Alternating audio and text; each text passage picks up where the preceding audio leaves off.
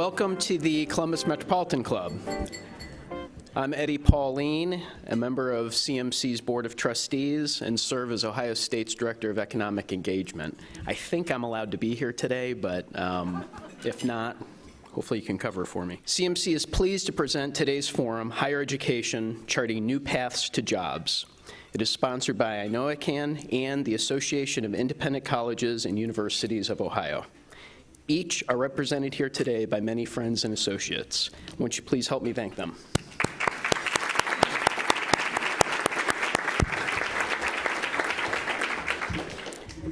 The value of higher education has never been in doubt. The more education you get, the better your prospects are to live a productive and comfortable life. But technology has rapidly changed the workforce across all sectors. The perception is that the pace of change in education has been slow to adjust. That is not entirely accurate. My employer, for example, has creatively and quickly responded to new workforce demands by creating a new engineering technical degree at our regional campuses, a data analytics major, and even an esports curriculum. We've done these things while still being mindful of costs. Ohio State has been a national leader in making college affordable, in particular for first-generation and minority students, by providing over $150 million in financial support and freezing our tuition through the Ohio State Tuition Guarantee. Our nation has a great need for skilled talent, innovators, and creative problem solvers. How can our institutions of learning continue to help the students of today and tomorrow get there? Let's welcome our experts to learn more. First, we can clap early. First, we have the president of Wilberforce University, Alfred Anthony Pinkard.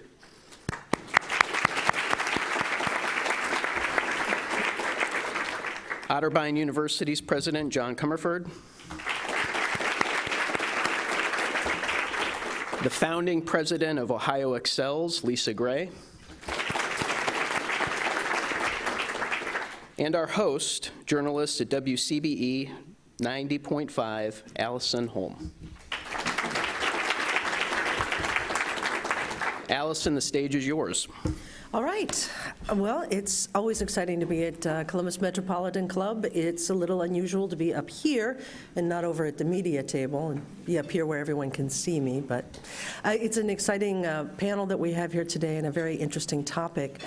Ohio is very fortunate to have so many institutions of higher learning, whether that's state colleges, nonprofit, for-profit, 2-year programs, 4-year programs. The issue of higher education, though, there are a lot of issues that have come up, become more common, more publicly aware in the last few years. The issues of retention, issues of access, looming over everything, the issue of debt associated with higher education. As Eddie pointed out, there is no question that higher education is important in this country. And so the conversation that we're going to have today with our experts on how higher education can chart new paths for jobs and for society is an important one. So I look forward to all of your answers. I'm going to start off with a very simple question, a thumbnail of where the state of higher education is in the country. How did the industry get to where it is in terms of access, cost, and value? And I'll let you decide who wants to kick off the conversation. Go ahead. I'll begin. And first of all, let me thank you all for this invitation to talk about something that is very important and something that we grapple with within the higher education space. I think that the public is much more interested now in determining what the investment on their costs will be. I mean, what does it mean for a student to go through a 4-year academic experience, and what happens at the end of that experience? I think for us, which we are Wilberforce, a small special mission institution, we have to grapple with the value proposition. What is it that we can say to prospective students and donors about their investment in Wilberforce?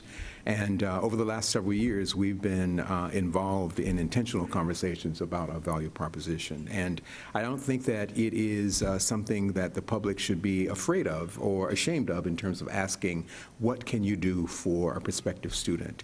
I think it's also important for us to recognize that American higher education is a mosaic of very different kinds of institutions. And that's something that we need to understand, that we're not monolithic. You have two very different institutions represented here today with very different sorts of challenges and very different populations that we serve. And so I think that this is an important conversation, and I'm very excited to be a part of it. We'll have the presidents go first. How about, sure, why not? So the state of American higher education is a hot mess. We have created a system of incentives among college and universities where we are rewarded for what are poor behaviors for our students, our faculty, staff, and the society around us. And what primarily drives that is this idea that it's all about rankings and prestige. And so the business model that many institutions are operating on is if we get more exclusive, more elitist, more expensive, then we'll rise in the rankings and the students will come. So what does that make you do? That makes you close the door on more deserving students. It makes you give all your financial aid to students with quote-unquote high merit, high grades, high test scores and whatnot. Those measures are highly correlated with family income, so you end up giving most of your financial aid to students without financial need, and then you want to claim to be a charity, and ultimately are driven to do things that are harmful to access to higher education for everyone. And if a college degree is going to be an increasing requirement for a good middle-class job and the chance of the American dream, and we only allow those who already come from means to have access to it, then, not to be hyperbolic, but I think the American democratic experiment fails, right? Then I know folks are nodding with me on this. I know you guys are eating this up. So if it's truly the case that higher ed ends up only being for those of means, then this whole thing breaks down. And so we have to counter that tide and respond to a different set of incentives than the ones that rankings and prestige provide. I think that's exactly right. I also think that when we think about higher ed, we have to think about higher ed more broadly. So we have our 2-year publics, we have our 4-year publics, we have our technical centers. More and more, many of our businesses are saying, you know, it's not necessarily an associate's degree, a 2-year degree, or a 4-year degree. What about industry-recognized credentials? So for those jobs that perhaps don't require a 2-year or a 4-year degree, how are we better communicating to our students and our families that there are really good opportunities out there for students to take advantage of that? We have a huge messaging issue around some of those options for students, and part of what we're trying to do in the business community is make better connections for students and families about what those options are that are available after high school. I don't think that there's any argument that if we are going to be successful as a state, if individuals are going to be successful, they have to have something beyond a high school degree. I think what we have messaged for a very long time, not only in Ohio, but across the country, is that that has to be a 4-year degree. It doesn't have to be. A 4-year degree certainly is tied to many in-demand jobs. It's also tied to higher wages in many cases, but it's not the only options for students and families, and I think we have to have a broad conversation about that. I think it's very exciting that my colleague has really sort of made the case for the institution, for the kinds of institution that I represent. Our institutions, yes, thank you both. Wilberforce University was founded in 1856. It is the oldest institution of its kind in the nation. That is an historically black college and university founded in the state of Ohio by people of African descent at a time when people of African descent were enslaved in the American South. And so the idea of Wilberforce was a bold vision and an audacious vision at that. And even to this day, 164 years later, we serve the very students that have been marginalized, and other institutions have said to them, you don't matter, or we don't think that you can do this work. And there are Wilberforce University alums in this room today who are very successful because because of the kind of experiences that we have given them. And so I sort of applaud my colleague for really sort of stating the case for why certain kinds of institutions really should exist and have a relevance in the 21st century and beyond.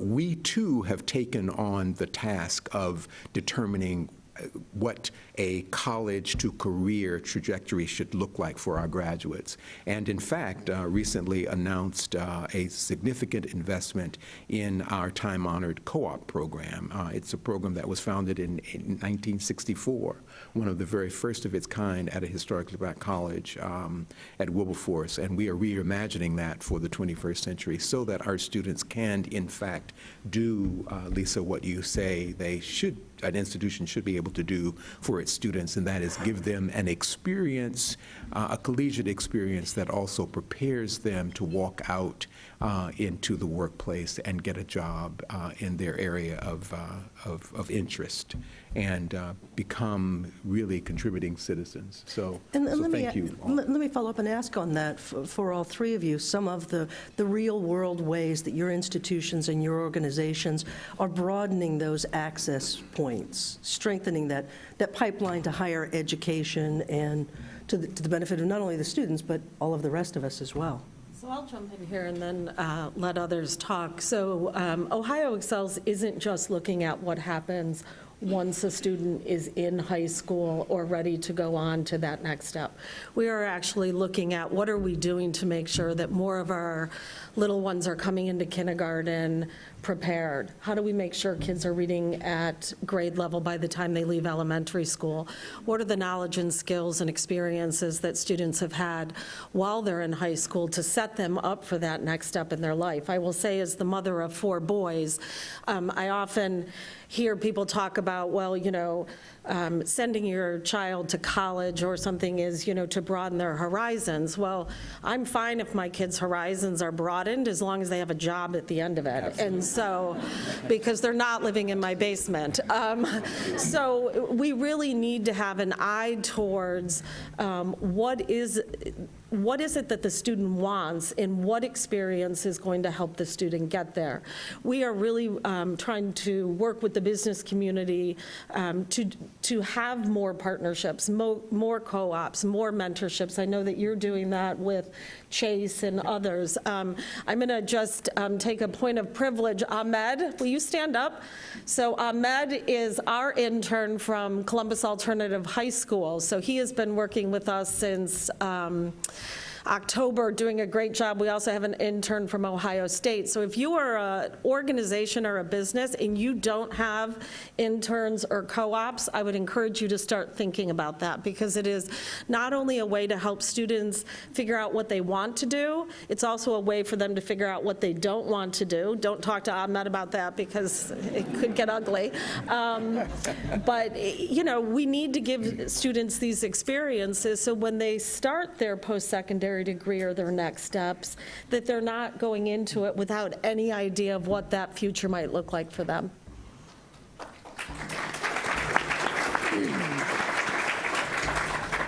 So the question of how are we making ourselves more affordable needs to start with the point of the way we price ourselves to begin with is kind of dumb. Private universities 30 years ago invented this model where we have a very high sticker price that no one actually pays. And now public universities are copying us, unfortunately. Not all of them, of course, but many of them are copying this model where there's a sticker price and then everyone gets a scholarship, and so everyone's paying something different. Sort of like being on an airplane. Everyone's paying something different for their seat on that airplane. The driver in that has been merit aid, so it's been the wealthier kids with the higher ACTs that tend to get the cheaper seats, which doesn't make any sense, but that's been the model. But what that resulted in is in higher ed, part of this rankings and prestige mentality is that sticker price, your published price, becomes a proxy for quality. The more expensive the school, the idea that must be the better school. So the $40,000 school is better than $30,000 school, even though that's a nonsense number. I mean, I could be an $80,000 a year tuition school and give everyone a $60,000 scholarship, or I could be a $30,000 school and give everyone a $10,000 scholarship. It's the same thing, but people ascribe meaning to that sticker price. So we have this really dumb pricing model to begin with, right? And then, so how do you cut through? If it's a proxy for quality and you want to cut through to a student who's first generation, lower income, who's going to look at that sticker price, not understand the dumb game we're all playing, and think, I could never afford 30 grand, 40 grand, whatever it is a year, they won't even apply. So how do you cut through that? And so at Otterbein, our answer has been something we call the Opportunity Scholarship, which is try to be as simple as we could. If you're from a family that has a family income of $60,000 or less, we will meet your full need for tuition, period. Simple, understandable. You don't have to file a form and wait 3 months to get a response from the financial aid office or calculate an EFC or whatever. Simple, easy to understand. That has resulted in us in a much more diverse student body. Our last couple of classes were 24% students of color, a third Pell Grant eligible, which is above average, and so we know we're reaching into those populations. The other thing that we're doing to make sure that we're good, honest actors in a space where that's sometimes hard to find, tuition prices go up exponentially, many times inflation rates, right? Part of that is, not all of it, but part of it is because when we're attracting a new student, we recognize that price is a thing. They're picking between Otterbein and Denison and Capital and Dominican. I'm picking on my friends down here. And at that point, their loyalty to any one of us is pretty low. But then they come and they make friends and they join a fraternity and sorority and they join the tennis team and they like their faculty. Well, now you can raise the price on them is the mentality. And so if you raise the sticker price year over year, but you don't raise financial aid year over year, you can grow your revenue exponentially over time. That's not fair, that's misleading, that's dishonest, and we ought not be doing that. But that's the reason the sticker prices go up at an exponential rate. So at Otterbein, we said, we're just going to tell you the next 4 years of tuition now. It goes up 2% a year. It's just an inflation. Things do cost more over time. We all understand that. But it's not 5, 6% a year, which is the national average. It's inflation. And so we've just published now that we're not going to do that to you. So at Wilberforce, our student population is a little bit different than the one described, as you might imagine. Only about 5 or less % of our students are self-paying. The majority of our students are Pell eligible, which means that they require financial aid, and it is expensive to educate these students. And so part of what we do is we must raise tuition dollars through scholarships. We are part of a consortium of institutions called UNCF. Many of you all may know that tagline, "A mind is a terrible thing to waste." And they are very, very helpful in terms of our partnership with them to help us raise resources so that we can help to fund the education of our students. And so, and while our students are primarily students, African-American students, we do have, not all of our students are African-American students. So the assumption is that the university is not diverse, or that diversity is not something that we value. And I think that that's important to note, that diversity, that there you can have intra-racial and inter-ethnic diversity, so that people may look alike, but in fact may be very different from one another. And I think that's important to note, particularly about HBCUs, because they have that, there's this misunderstanding about these institutions, which is why they're oftentimes questioned currently in terms of their relevance. But again, access is important, and providing access to students, and for us, providing a collegiate experience that affirms our students, that not only do we help them in terms of their intellectual development, which is extremely important, but we give them a sense of personal agency after they leave us, which is incredibly important for students, for our students and the populations and the communities from which they come. And these are also students that many of them, not all of them, very rarely have they been in the company of adults that genuinely care about them and care about their life and the life chances that they might have. And so, as you can see, the work that we do is not radically different from the work that my colleague does at his institution, but because of the life circumstances of these students, what is required when they come to us, and what is required to support them, is very different from other kinds of institutions. And so access, affordability are still issues, but much more importantly for us, once we get them there, is giving them the kind of undergraduate experience that will allow them to leave radically changed than when they entered the university, and changed for the better. I'm sorry.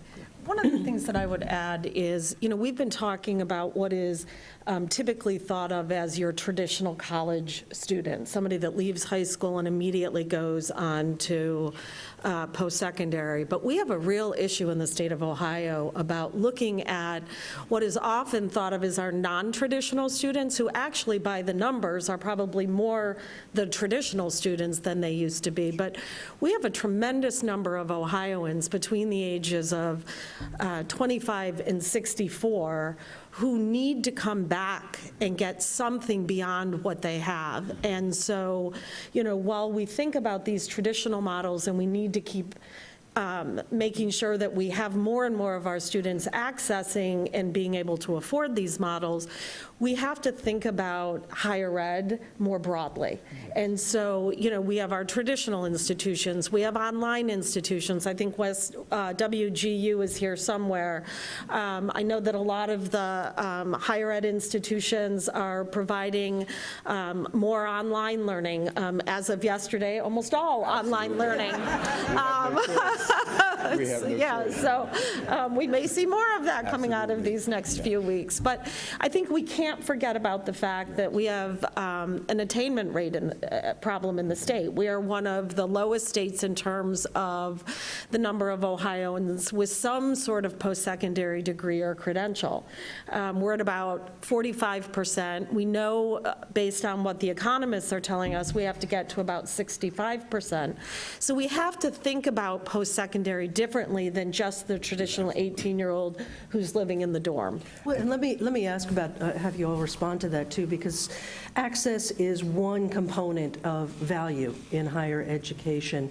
But talk a little bit about what your institutions, what your organizations are doing, and what you think higher education in general needs to do to sort of reassess the relevance and the value that your students get, whether they be the 18-year-old right out of 12th grade or the 65-year-old going back for re-education. How does higher education need to address that? Well, we're going to have to.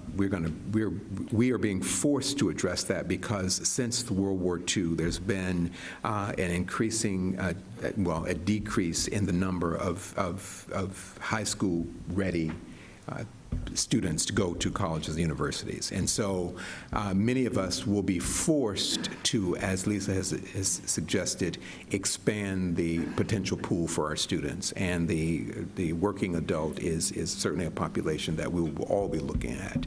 But to your question, I think that one of the things that we have to consider is what is, and I referenced earlier, what is the value proposition? And you hear that term a lot. It's sort of a well-worn term in higher ed. What is the value proposition of your institution? What do you give a prospective student that sets you apart, that makes it such that they want to come to you, and that after coming to you, what they've gotten is something that they feel is in fact valuable? And I'm not going to speak for all other colleges and universities, because that would be just dumb. But I am going to say that we are constantly struggling with that at Wilberforce. That is something that's part of an ongoing internal conversation. How do we communicate? How do we, in fact, define that value proposition? How do we create a collegiate experience that is in synergy with that value proposition, so that we are telling the truth? How do we fund that? And how do we send that message to prospective students and their parents? That is something that we continue to struggle with. I always ask at orientation, how many of you have the plan to graduate and move home to mom and dad's basement? No hands go up, shockingly. Even though that sounds kind of nice at this point in my life, that would be all right. Especially coronavirus and all, I think we could use a break. So they want that outcome, but we have to recognize that most families and students want that job, want that outcome, but they're ascribing some pathways that don't always make perfect sense. So there's this trend in American higher education towards increasing specialization, increasing narrowness of degree programs, so that the major is taking up 70, 80 hours, and there's very little left for the gen ed and electives and exploration and well-roundedness. There was a great article in the Chronicle of Higher Ed a few years ago about New Jersey. In the 80s in New Jersey, the hot degree program was gaming management, casinos. So tens of thousands of degrees in gaming management came out of New Jersey institutions, and now tens of thousands of people are out of work because it was too narrow, they couldn't adjust to the changing economy, and I cannot imagine a job or a career path that is going to be a straight line and is going to be exactly the same in 40 years as it is today. It's not going to happen. Breadth still matters. Narrowness and expertise in a field is an important thing for many things, but we need to give them that broad toolkit so they can adjust to whatever life brings them. That still matters. That's an argument we need to make. But then at least at Otterbein, we're trying to specialize in, we're going to be that liberal arts institution. We're going to believe in breadth. We're going to believe in preparing students with a big toolbox of skills. But we're also going to make sure that every student has a hands-on applied experience in places like, if you haven't visited campus recently, we have a new building called The Point, where a dozen companies are in that building on our campus doing R&D, and a requirement to have a lease in the building is that you work with our undergraduates, not graduate students, undergraduates in their student learning. So we have JP Morgan Chase and Nestle and Nikola Engineering, a dozen of these companies with 100 and some employees on our campus working hand in hand with our students. And that's going to make the argument that the liberal arts still work, but we're going to prove it to you by giving you the hands-on while you're here on our campus. And I think that's the critical piece, is making those connections for students. And I think we're seeing the business community more and more partner with our higher ed institutions to make those opportunities available. When you look at the numbers, we have about 330,000 more jobs now than we did a number of years ago, and we have 190,000 Ohioans that are no longer in the state. We estimate that that skill gap by 2025, 2028 is going to go up to 700,000. And so the business community is beginning to lean in and say, what is the role that we have to play, not just as the consumers once the product is done, but how do we lean in and create some partnerships as students are going through the pipeline for our traditional students, but then also, what are we doing for those incumbent workers who also need some additional post-secondary? And so we have some really innovative partnerships that are happening in Columbus. If you look at what Huntington Bank is doing with Columbus State and Franklin University, they're actually having them come to their campus. They've identified incumbent workers who are have had great reviews. They're ready for that next step, but they may not have the degree or credential to get there. They're offering the courses on Wednesday nights for 2 years. They're doing tuition instead of reimbursement, pre-reimbursement. We know that for some of the folks that need the assistance the most, waiting until a reimbursement, they can't do that. So businesses are starting to do pre-reimbursement. We have to start thinking more innovatively about the kinds of partnerships that will allow more Ohioans to have access to these opportunities. And that leads me to a final question about moving forward, but I did want to remind you, we're going to be moving to the audience questions, in just a few minutes. So please, if you have a question, you can go ahead and step up to the microphone. Don't be shy. There's plenty of opportunity. Let me get to one final question that's sort of summing this up. There are so many institutions in Ohio, whether it be four-year programs, graduate programs, workforce development, technical colleges, two-year programs. Are there ways that they can all work together more cooperatively to benefit not only the students, but the society they're going to be graduating into? And is that something that can be done among these institutions, or is that something that you need to step back and have government or policy for? I would say they're already doing it. we're seeing 2+2 pathways, 3+1 pathways.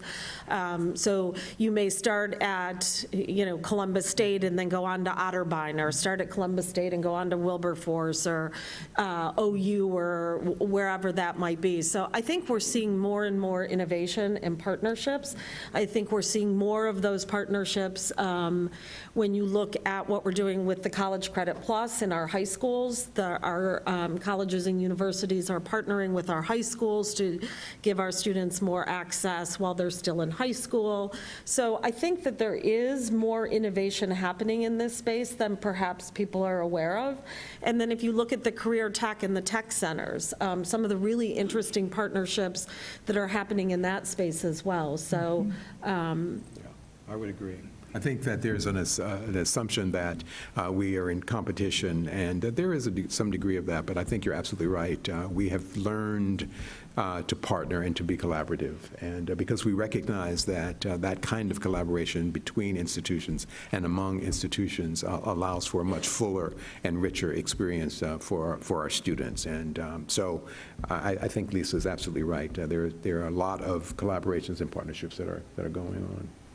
Yeah, that's increasingly the case as we have to get into non-traditional populations and work together to do that, especially with the community college sector. We also need to do a better job. I worry that if you take a campus tour at Otterbein, it's going to feel an awful lot like a campus tour at Dominican or Capital or Ohio State or anywhere else you go.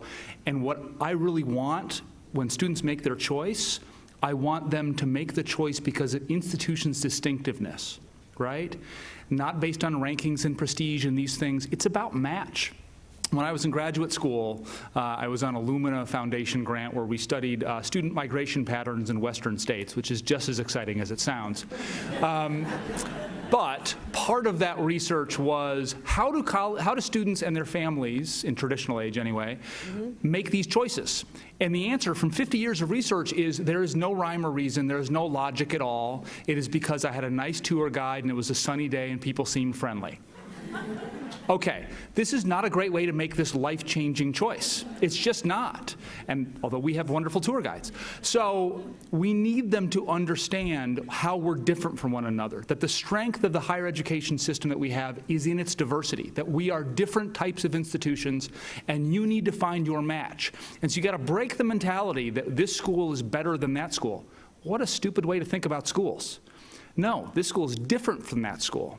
And to understand where you best match is going to lead to your highest potential for success. And so it's about changing the way we talk about ourselves, market ourselves, and hopefully that comes across to families as well. But I would like to say this, and I'd like to compliment you, John, on this, and I hope that I would want more and more presidents to have this sort of spirit and this sort of openness, particularly for those institutions that are trying diligently to increase the number of students of color that are coming to their institutions. It takes more than simply enrolling those students. They have to feel that they belong, and that sense of belonging has to be very, very thoughtful and intentional on the part of the institution. And when you have presidents like John here leading that, then you can expect that students of color and other historically marginal students will feel as though they belong. Because if you continue to bring students and they have these horrific experiences, they leave your institutions and they do not come back, and they say to others, don't go there. And then the ultimate goal of diversification is then null and void because you've not been intentional in terms of making the community, the campus community, welcoming. So thank you. And I don't hear an awful lot of that when I engage other college and university presidents. So I'd like to just publicly acknowledge my colleague at Otterbein. we also need to,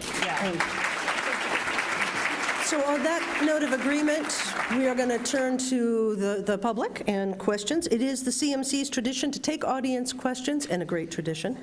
When you get to the microphone, state your name, ask your question, take a moment to make sure that it is a question and not a declarative statement.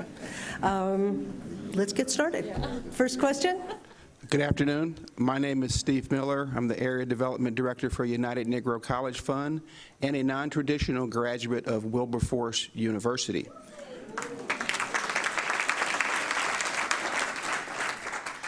This question's for Dr. Pinkert.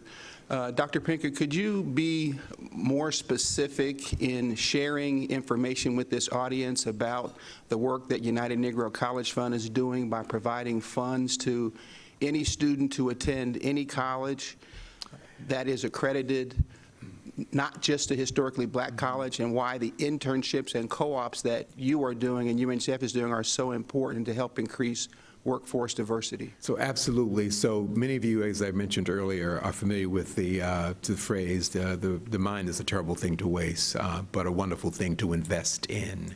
And while that may not be grammatically correct, it's a powerful statement.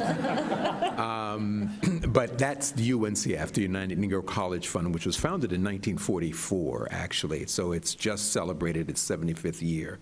It is a consortium of, right now, 37 private HBCUs, many of whose names you may or may not know. Morehouse College, which is my alma mater, Spelman College, Wilberforce University, Talladega, Tougaloo, Wiley College. But at any rate, UNCF is an advocacy and fundraising organization primarily, and they have raised over $1 billion in the 75 years, or is it $5 billion? $5 billion in the 75 years that they've been in existence. And many, many students of color can attribute their success in college because of the funding that they received from UNCF, and they still do this work. And there are other programs within the organization that assist that assist the member institutions. So there's an Institute for Capacity Building that helps with capacity building at the institutions. There's the Gates Millennial Scholarship Program, which supports students of color, not only students of color, but really high-performing students who are pursuing graduate degrees. Because of the work of Steve and others, the member institutions get an allotment every year. We get a sum of money that is a part of our distribution. So this is an incredible organization. Actually, what people aren't aware of, just a little bit of history, John F. Kennedy Jr., when he won the prize for his book, Profiles of Courage, he donated that to UNCF. People are not aware that the Bush family, yes, George W. Bush, that family was a prominent family for the organization. And it's just an incredible history and incredible work that they do to support students getting through to and through college. So thank you for the work that you do. Next question. Jane Scott, Columbus Metropolitan Club. It seems that we're in a time of either trade school or four-year university, and I have a question. Is there a model, or could there be a model, where you enroll in a four-year university to get a quote-unquote liberal arts degree, but your major is welding, your major is HVAC, your major is plumbing, your major is electrician, and it seems that, frankly, mothers would be more agreeable to send their child to a trade school if it became part of a liberal arts organization as well. Is there precedent for that? Is somebody doing that, and can we? That's a good question, Jane. I can go first, if that's all right. So it was interesting. When about a year ago, we were in the Ohio State House trying to encourage them to increase the funding for the Ohio College Opportunity Grants. A lot of my colleagues were helping do that. And we got a nice increase, but there's not been enough need-based aid generally in Ohio. It's not been well funded here. And I was in a conversation with a state senator who will remain nameless. And I was making the pitch for OCOG and the importance of OCOG, and the state senator said, well, John, don't you think the problem is too many Ohioans go to college? I nearly fell out of my chair. His point was we needed more in the trades. But I think that's a false choice. And I think part of the collaboration, Otterbein will soon announce a new collaboration with Columbus State. We're actually going to co-locate some programs, do some things very intentionally together in a 2+2 manner. And in that, we expect there are some that will go to a place like Columbus State to learn plumbing, but if you're going to be a plumber, you're going to end up probably owning your own business. and you're going to need to know accounting and something about HR and something about marketing. And so it's about these pathways, right?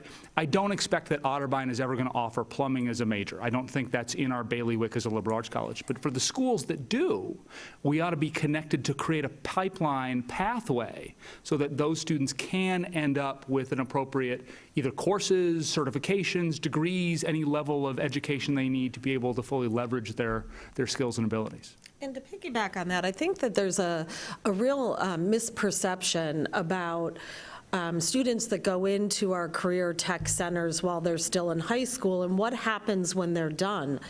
The actual percentage, now the numbers are not as large because there's a smaller percentage of students that actually use the career tech centers as a pathway. That's a whole nother forum conversation that we can have. But the percentage of students that are actually in our career tech centers go on to college at a higher percentage than those that are in our traditional college pathways. So there's this notion that if you're going into a career center while you're in high school, that is sort of a terminal, you're done, you're going out and you're getting that job. That's not necessarily the case, and we need to better communicate that, especially to moms. We also need our guidance counselors to be having conversations with students about, the best fits for them. I know I Can Table is sitting down here, the work that they do to help students get that last dollar grant, but also in talking with students about the best fits for them and their pathways going forward. Next question? My name is Heather Creed. I'm the executive director of the Law and Leadership Institute, which is a college pipeline organization statewide. One of my alums is actually sitting here in the room right now. And mine actually piggybacks off of that. Historically, it has actually been lower income or students of color who have been encouraged to pursue trade school as opposed to pursuing a college degree. And my concern is even if the salaries are great and they can provide for their families, it's usually not the plumbers at the table when decisions are being made. And so how do we avoid, as we do encourage people to consider trade schools, falling into that trap again where we essentially keep people who have historically been underrepresented in those decision-making places from being able to achieve that going forward? Is an excellent question, and I'd just like to say and go back to actually the opening statement of my colleague. American higher education has been notoriously elitist, and I think we have to begin to rethink that. And the kind of sort of pigeonholing that you've described has gone on for a number of years in terms of having students from middle and upper class environments take on the traditional college route, while at the same time sending students from working or poor backgrounds and students of color often into trade schools and saying to them, well, it's a good job. But what you don't say is, and you negate by saying that to them, that there is something very empowering and enriching and broadening about the liberal arts experience that you are denying these young people, because you have essentially said by that decision-making that that experience should be for a certain population of students.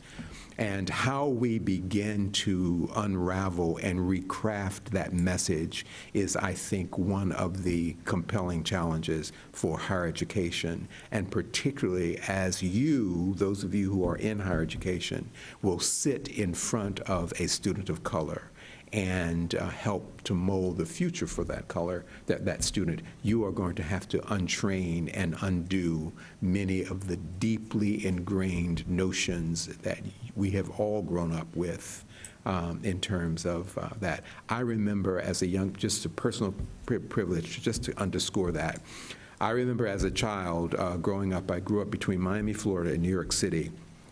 In New York City, I went to Catholic schools, and then, and this was 1,000 years ago, you had, when you graduated from the 8th grade, you had to take what were called co-ops, and those co-ops then let you know where you would go in terms of the better high schools. Catholic high schools. And I remember in the school that I was being tracked into going to Aviation High. I don't know if anyone in this audience understands or knows Aviation High in Brooklyn, New York. A good school, but I remember my parents being absolutely livid about my being tracked to go to Aviation High. And it's 1,000 years later that I recognize what was going on in my own personal life that underscores exactly what you've just described. Suffice to say, I did not go to Aviation High. Yeah. And so we had a similar experience. It wasn't 1,000 years ago. We have 4 sons, 2 of whom are our biological sons, and 2 of whom we adopted about 12 years ago now. They're biracial. And when it was time for them to start thinking about what they were going to do after high school, we had a lot of people say to us, well, are Trey and Miles going to go to college? And I said, well, you didn't ask me if Brendan and Connor were going to college. Of course they're going to college. So there, while that may have happened 1,000 years ago, it is still happening. That there are assumptions about certain groups of kids, certain ethnic and racial minorities, first generations, if you come from poverty. And so, we have to be really attentive to the messages that we're sending to our students from a very, very young age about what we believe the options are available to them. Yeah. And I know that, John, and it's about really knowing the student and really getting to know the student. And there's nothing wrong, for example, with sitting in front of a student and saying to them, and saying, you should be an X-ray a radiologic technician. But if that student has the capability and the interest to be a radiologist, then that should be where they be tracked, and not the assumption that they would be the technician. And again, there's nothing wrong with being an X-ray technician. But it needs to be the student's choice. Absolutely. And those choices have to be made available. They should not have to go into those jobs because they have no other option. That's right.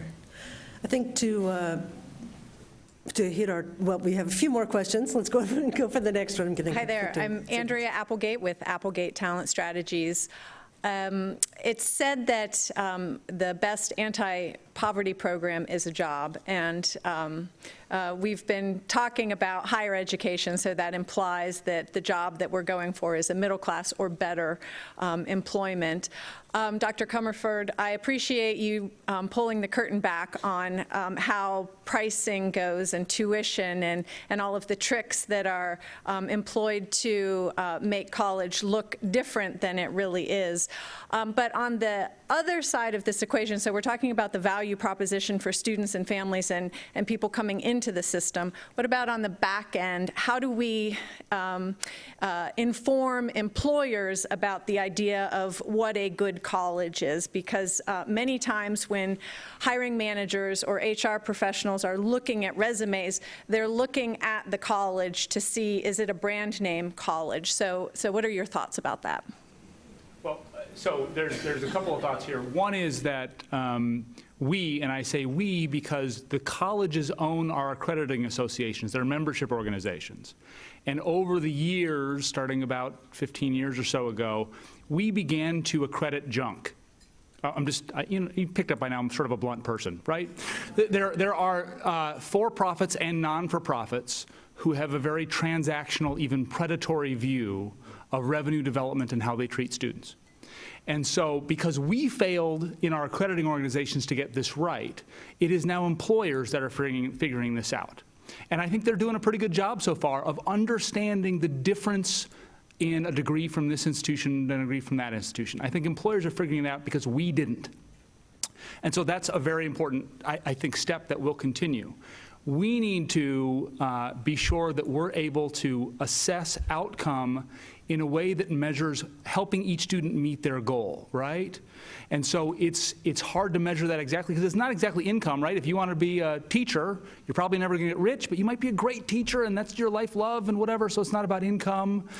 You might be a stay-at-home parent and that's a valuable, important thing, and your education's going to help you in doing that. So we have lacked good measurement, and part of that is because we don't have a good national tracking system to be able to track our graduates on through. So let's say, if I was from Columbus State, I might know that my graduate transferred to Otterbein, but I don't know what happened to them after that, right? I might know what percent are doing something 6 months after graduation, but it gets very hard to track after that, and so we're lacking some systems there. Although the state is working on that. Okay, next question. Hi there, my name is Jason Melton. I work at Microsoft, and thank you for the umbrella.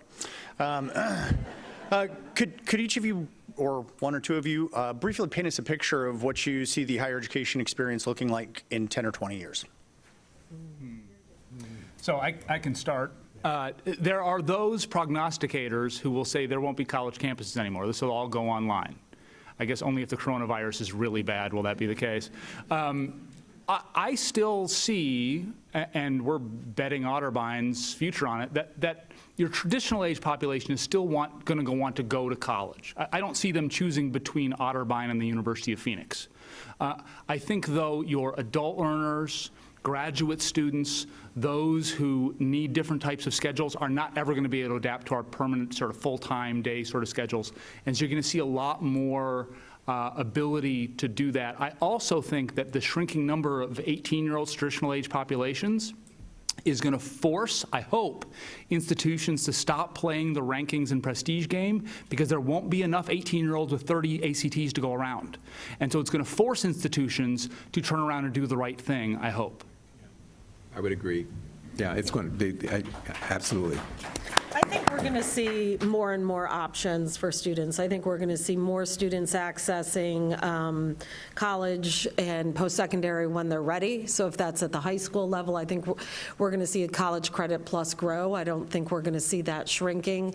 I think we're going to see very innovative institutions or programs within institutions to meet the unique demands of our changing landscape and demographics. I think we're going to see more online, whether they're independent colleges or it's happening through our traditional schools. I think we're going to see more and more businesses actually training their own employees. I think one of the things that we haven't talked about today is some of the lag when businesses says, look, I need these 25 people in 2 months. The agility and the nimbleness of our higher education institutions, and so we're seeing more and more businesses take on some of these training and these partnerships themselves. So I think we're going to see a landscape that has elements of what we see today, but I think we're going to see a lot of other innovations in that space. And I think those innovations are really going to be focused on the learner and on the individual and less on the institutions. Absolutely. Okay. And I think we have time for one more question. Roger Blackwell. One of the proposals being given by a lot of people is to give free tuition to all public institutions. And as the parent of a former Otterbein student who paid quite a bit of tuition because she didn't qualify for any of those discounts, my question is to all of you, what will be the effects on private schools when the sticker price at public universities becomes zero? So this is, I think, a significant threat to the future of American higher education. And obviously, I am in a chair at a private where it, thank you, Bob, the president of a private over there, where it assumes there's a one-size-fit-all. It ignores the diversity of our system. It says that all students ought to go to these public institutions. And I have 3 degrees from public institutions. I believe strongly in public institutions and their mission, especially around access and affordability. And so it says, only those who can afford it can go to these schools. Everyone else goes over here. And it will further the bifurcation. It will further the separation. It will tear our society further apart. And it also is not means tested, so it's not a good way to apply public resources. When you make something free, suddenly there's no value in it. I can make 7 arguments about why this is bad for all of us as a society, and we ought to make sure that we have good financial aid systems that allow students to make the choice best for them. So, to piggyback on that, we clearly have to make post-secondary more affordable. But what we also need to do in these programs, it's not just about the affordability. It's about our students ready to be successful. Academically, do they have the life experiences? Do they have some of the wraparound services and supports that they need? If you can give somebody a free education, but if they're not ready to take advantage of that and they don't have the supports to be able to use it, we're seeing a lot of people accessing these programs in other states, but what we're not seeing is the completion rates as high as we would like. So there's a lot more work to do in that space. Andy is waving his hands, so we're running low on time here. We do hope you found today's forum educational. Know that there are a lot of thoughtful people at our colleges and universities having lots of committee meetings about this topic and trying to plan accordingly. Let's again thank our sponsors, I Know I Can, and the Association of Independent Colleges and Universities of Ohio.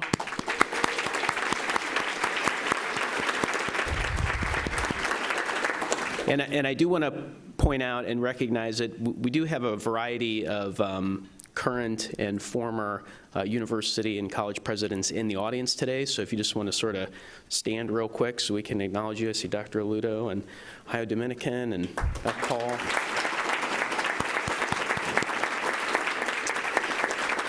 And let's thank our speakers, Alfred Anthony Pinkard, John Comerford, Lisa Gray, and Allison Holm.